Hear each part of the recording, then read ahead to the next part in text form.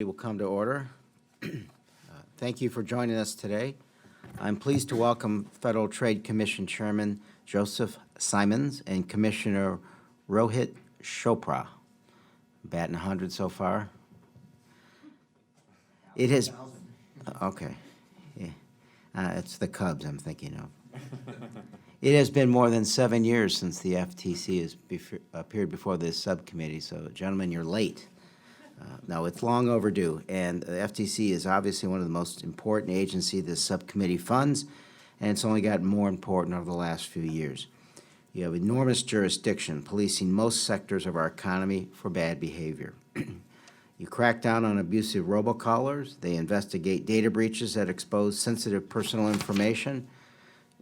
They analyze consolidation in the health care market, helping to limit abusive pricing for essential drugs and health services.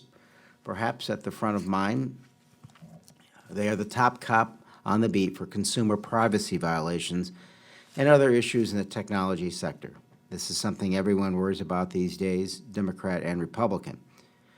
Whether tech companies are respecting the privacy choices of their customers, whether they are choking off competition by favoring their own products or buying up competing products, we've seen some promising actions recently. The FTC certainly did not take a summer break.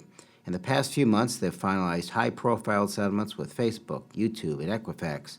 They launched an antitrust investigation of Facebook and possibly other companies. We recognize the challenges the FTC faces in policing such a large swath of the economy. That's why this year's House Appropriation Bill proposed a $40 million increase in FTC funding. That is a bump of more than 10%. Part of the reason we're here is to understand how the FTC can invest these resources wisely, how they can get the best bang for the buck for consumers.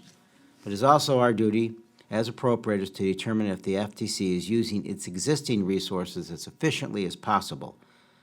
Consider this summer's Facebook settlement. Yes, $5 billion is by far the largest privacy settlement, but it doesn't seem to match the magnitude of the privacy violations.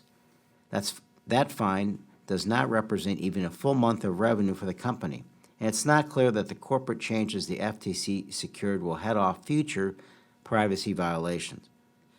We could raise similar points about YouTube or questions why the Equifax settlement over one of the largest data breaches in history included only $31 million for alternative compensation. The economy has transformed dramatically in the past decade. The companies we worry about today are structured much differently than the companies of concern in the past. What we want to know is this: can the FTC do better? Can it win bigger monetary settlements to provide greater redress to consumers, or send clearer signals to the market that the U.S. will not tolerate anti-competitive or deceptive behavior, and that there will be severe consequences if that does happen? We look forward to hearing from the Chairman and the Commissioner. Before I turn to the witnesses, I would like to recognize Mr. Graves for his opening remarks. Thank you, Mr. Chairman, and I appreciate you holding this hearing today. Mr. Chairman, thank you for being here, and Commissioner as well.